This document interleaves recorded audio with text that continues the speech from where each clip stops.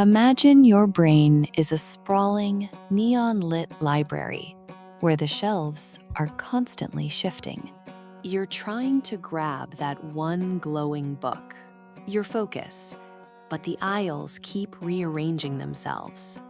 It feels like chasing a firefly in a thunderstorm, right? Today, we're handing you the map to navigate that mental maze. We're diving into how you can transform that chaotic static into a laser beam of clarity. You'll learn to quiet the internal noise and finally pin down those fluttering thoughts. Ready to turn your mental kaleidoscope into a high-definition lens? Let's begin. To truly understand how we reclaim our focus, we have to look at the invisible scaffolding that supports every thought you have. Think of your attention not as a single spotlight, but as a sophisticated stage crew working behind the scenes of a grand theater production. When the lighting is off or the stagehands are bumping into each other, the lead actor, your conscious mind, can't deliver a coherent performance. This foundation is built on the concept of cognitive load, which is essentially the amount of mental effort being used in your working memory. If you imagine your brain as a sleek, high-speed glass elevator, cognitive load is the weight of the passengers. If you pack too many heavy boxes of unfinished tasks and digital pings into that elevator, the cables strain, and the ascent to peak productivity grinds to a halt. We often blame our lack of willpower when we can't focus, but usually it's just that the elevator is over capacity. There is a fascinating mechanism at play here, involving the way our brains filter information. In a world that is screaming for your eyes and ears at every turn, your brain has to act as a rigorous velvet rope bouncer at an exclusive club. This bouncer decides which sensory inputs get to enter the VIP lounge of your awareness and which ones get stuck on the sidewalk. When we are overwhelmed, that bouncer gets tired. Suddenly, the annoying gnawing of a refrigerator or the notification chime from a forgotten app starts getting through the door. This is where the friction begins. By understanding that focus is a finite resource managed by these internal filters, we can start to treat our mental energy with more reverence. We aren't just lazy, we are often just poorly managed. The beauty of this foundation lies in realizing that your brain is incredibly plastic. It's not a static machine, but a living, breathing ecosystem that adapts to the environment you provide. If you feed it a diet of rapid-fire microstimuli, think of those endless scrolls through bite-sized videos. You are essentially training your bouncer to be impulsive and easily distracted. You are teaching your brain that the most important thing is always the next thing, rather than the current thing. To rebuild the foundation, we have to practice the art of intentional deceleration. This doesn't mean moving through life like a sloth, but rather choosing the tempo of our engagement. It's about creating a mental environment where deep work isn't an uphill battle against your own biology, but a natural state that your brain is actually designed to crave. When the foundation is solid, the maze we mentioned earlier becomes a straight path, and the firefly of focus finally lands right in your hand. Once the foundation is set, we have to master the actual mechanics of how we tune our internal radio. Imagine sitting in a crowded, boisterous cafe. There are dozens of conversations happening simultaneously, the hiss of the espresso machine, and the rhythmic thumping of music in the background. Yet when someone across the table whispers your name, you hear it instantly. This is the cocktail party effect, a perfect illustration of how our brains possess a miraculous ability to amplify one signal while dampening a sea of noise. This isn't just a cool party trick. It is the fundamental mechanism of selective awareness that governs how you work, learn, and create. To master your mental maze, you have to learn how to manually adjust the volume knobs on these different channels of information. The struggle we face today is that our digital environment is designed to hijack this selective awareness. Developers and designers spend billions of dollars trying to figure out how to bypass your internal bouncer. They use bright colors, variable reward schedules, and urgent sounding pings to trick your brain into thinking a like on a photo is as important as a predator in the bushes. This creates a state of continuous partial attention, where you are never fully on, but never fully off either. It's like trying to listen to a symphony while someone is constantly blowing a plastic whistle in your ear. To combat this, we have to engage in what researchers call top-down processing. This is when your conscious goals drive your attention, rather than bottom-up processing, where external stimuli pull you around by the nose. Think of top-down processing as a lighthouse beam. When you have a clear, singular goal, that beam is bright and steady, cutting through the fog of distractions. But when your goals are fuzzy, when you sit down at your desk and think, I should probably do some work, the lighthouse beam is flickering and dim. The fog rolls in, and you find yourself lost in the weeds of your inbox or a rabbit hole of trivia. To strengthen this lighthouse, you have to define your prime directive for any given block of time with startling clarity. It's not enough to say you want to write. You have to decide that for the next 40 minutes, the only thing that exists is the sentence you are currently crafting. This creates a psychological shield. When your selective awareness is locked on to a high-value target, the distractions don't just disappear. They simply lose their power to disrupt the signal. You are no longer a victim of the noise. You are the conductor of your own cognitive symphony. We often talk about flow as if it's this magical, effortless clouds and rainbow state where work just happens to us. But the reality is that the entrance to the flow state is often guarded by a thicket of friction.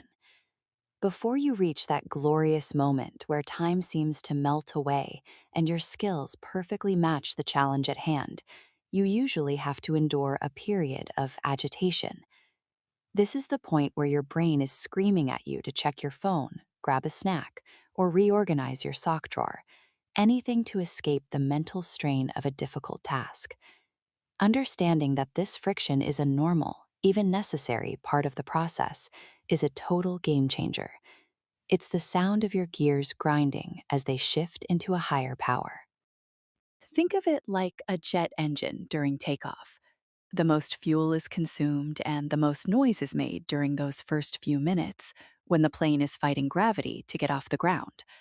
Once it reaches cruising altitude, everything smooths out and the efficiency skyrockets. Most people give up during the taxi and takeoff phase. They feel the discomfort of the mental climb and assume they are doing something wrong or that they aren't in the mood to be productive. But if you can sit with that discomfort, if you can lean into the friction for just 15 or 20 minutes, you'll find that the resistance starts to evaporate. Your brain begins to release the neurochemicals, like dopamine and noradrenaline, that are required to sustain deep focus. This friction is actually a biological signal that your brain is preparing to rewire itself. When you push through a difficult cognitive task, you are signaling to your nervous system that this specific information or skill is important. This triggers the process of myelination, where the pathways in your brain become more efficient and faster over time. So that feeling of this is hard is actually the feeling of you getting smarter and more capable. To navigate this, you can use a technique I like to call micro commitments. Instead of telling yourself you're going to work for 4 hours, just commit to the friction for 10 minutes. Tell yourself you can quit after 10 minutes if it's still unbearable. Usually, by the time the timer dings, you've broken through the atmosphere and are gliding in the low-gravity environment of deep focus. You've successfully navigated the thicket and entered the clearing. In our quest for focus, we often focus entirely on internal discipline, forgetting that our physical and digital environments are the architecture of our thoughts. If you try to meditate in the middle of a construction site, you're making the task unnecessarily difficult. To protect your mental clarity, you must become the architect of your own sanctuary. This means building a digital fortress that protects your most valuable asset, your attention. We live in an era of attention fracking, where companies are constantly drilling into our minds to extract every last drop of engagement. If you don't build a wall, they will take it all. Building this fortress isn't about becoming a hermit or throwing your smartphone into a river. It's about intentionality. Start by auditing your digital entry points. Every notification is a breach in your fortress walls. By default, most of us have our walls turned into Swiss cheese. We give every app on our phone the right to interrupt our dinner, our work, and our sleep. The first step in reclaiming your sanctuary is to ruthlessly silence these intruders. Turn off every notification that isn't from a real human being trying to reach you in an emergency. Your email doesn't need to tap you on the shoulder every time a newsletter arrives. Your social media doesn't need to buzz because someone you haven't talked to in 10 years posted a photo of their lunch. By closing these breaches, you stop the constant context switching that drains your mental battery. But a fortress isn't just about keeping things out, it's about what you cultivate inside. Create a physical trigger for your deep work. This could be a specific pair of noise-canceling headphones, a particular lamp on your desk, or even a specific scent. Over time, your brain will associate these sensory cues with the state of focus. It's a form of classical conditioning. When the focus lamp goes on, the brain knows the bouncer is on high alert and the lighthouse beam is steady. This sanctuary becomes a sacred space where the noise of the world is muted and your internal voice can finally be heard. It's the difference between trying to swim against a riptide and swimming in a calm, protected lagoon. When you control the environment, you stop fighting your surroundings and start using them as a tailwind. There is a dangerous myth in our always on culture that focus is a linear resource, that if you just push harder and work longer, you will achieve more. But the human brain doesn't work like a steam engine, it works more like a pulse. To have high peaks of intensity, you must have deep valleys of rest. This is the paradox of focus. Sometimes the most productive thing you can do for your work is to step away from it entirely. We often treat rest as a reward for finishing our work, but we should actually view it as a prerequisite for doing the work in the first place. Without periods of true defocus, your brain's ability to synthesize information and solve complex problems begins to wither. Think of your brain's default mode network. This is the system that kicks in when you aren't focused on a specific task, when you're daydreaming, staring out a window, or taking a long walk without a podcast in your ears.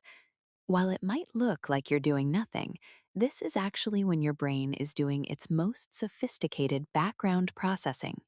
It's connecting disparate ideas, filing away memories, and coming up with those aha moments that never seem to arrive when you're staring intensely at a computer screen. If you never give your brain space to breathe, you are essentially cutting off your own creativity at the knees. You become a processor of tasks rather than a creator of ideas. To harness this, we need to distinguish between active rest and passive distraction. Scrolling through social media is not rest. It's a low-quality cognitive load that keeps your brain in a state of high alert processing without any of the benefits of focus. True rest is offline time. It's a walk in the woods where you actually look at the trees. It's a nap without an alarm. It's a conversation where your phone is in another room. By intentionally scheduling these valleys into your day, you ensure that when it's time to climb the next peak, you have the fuel to get there. You'll find that after a period of true rest, the mental maze that felt so confusing an hour ago suddenly has a clear, obvious path. You aren't just working harder, you're working with a refreshed, recalibrated instrument. So, how do we take all of these high level concepts and turn them into a daily practice? Think of this as your personal focus playbook, a set of concrete, actionable drills you can run every day to sharpen your mental lens. The first play is the morning moat. For the first hour of your day, do not let the world in. No news, no email, no social media. This is the time when your brain is most plastic and receptive. Use this hour to set your own agenda before the rest of the world tells you what to care about. Whether you spend it reading, journaling, or just sitting with your coffee, this moat protects your initial mental energy and prevents you from starting the day in a reactive state. It sets the tone for the bouncer at the door, telling them exactly who is allowed in today. The second play is time boxing with a twist. Instead of just scheduling a block of work, schedule the entry and exit points. Give yourself a 5-minute warm up where you just organize your materials, and a 5-minute cool down where you list the first 3 things you need to do when you come back to the task. This reduces the startup friction the next time you sit down. During the work block itself, use the rule of one. Focus on one single solitary task. If a distracting thought pops into your head, like, I need to buy cat food, don't act on it. Just write it down on a distraction pad next to you and immediately return to your primary task. This honors the thought without letting it hijack your attention. You're telling your brain, I hear you, but not right now. Finally, implement the digital sunset. At least an hour before bed, shut down the glowing screens. The blue light and the constant stream of information are like shots of espresso for your nervous system, making it impossible to transition into the deep, restorative sleep required for focus the next day. Replace the screen with a physical book, a conversation, or a hobby that involves your hands. This signals to your brain that the production is over and the stage crew can finally go home and rest. By turning these strategies into habits, you aren't just managing your time, you are managing your biological capacity for excellence. You are building a life where focus isn't an occasional visitor, but a permanent resident. As we reach the end of this journey through the mental maze, I want you to take a moment to appreciate the sheer power of your own attention. In a world that is designed to fragment us, the act of staying focused is a radical form of self-care. It is how you honor your goals, your talents, and your time on this planet. We've talked about the architecture of the brain, the mechanics of selective awareness, the necessity of friction, and the paradox of rest. But ultimately, all of these tools serve a single purpose: to give you back the reins of your own life. When you master your focus, you are no longer a passenger in your own mind, being pulled around by every shiny object that passes by. You are the pilot, the architect, and the conductor. I encourage you to pick just one idea from our conversation today. Maybe it's the morning moat or the distraction pad, and try it out for the next 48 hours. Don't worry about being perfect. Your brain is a living system, and it takes time to prune the old, distracted pathways and grow new, focused ones. The goal isn't to become a robot that never gets distracted, but to become someone who notices distraction, smiles, and gently guides their attention back to what truly matters. It's about building that muscle of returning until it becomes second nature. Each time you bring your focus back, you are making that path in the maze a little bit wider, a little bit smoother, and a little bit easier to follow. Thank you so much for spending this time with me today. It's a rare and beautiful thing to give someone your full attention, and I don't take it lightly. As you step back into the hustle and bustle of your day, I hope you carry a sense of quiet confidence with you. Remember that you have the map, you have the lighthouse, and you have the power to quiet the noise. Take a deep breath, look at the world around you with fresh eyes, and decide exactly where you want to shine your light next. The maze isn't a trap, it's a playground for a mind that knows how to find its way. Go forth and focus on what brings you life. There you go. So, if you like audiobooks like this, please subscribe and I'll see you in the next audiobook. Again, that's amorelearning.org. You can become a free member on our Patreon page. Just go to patreon.com/amorelearning.org. The link is on the description. Thanks so much. Until the next audiobook.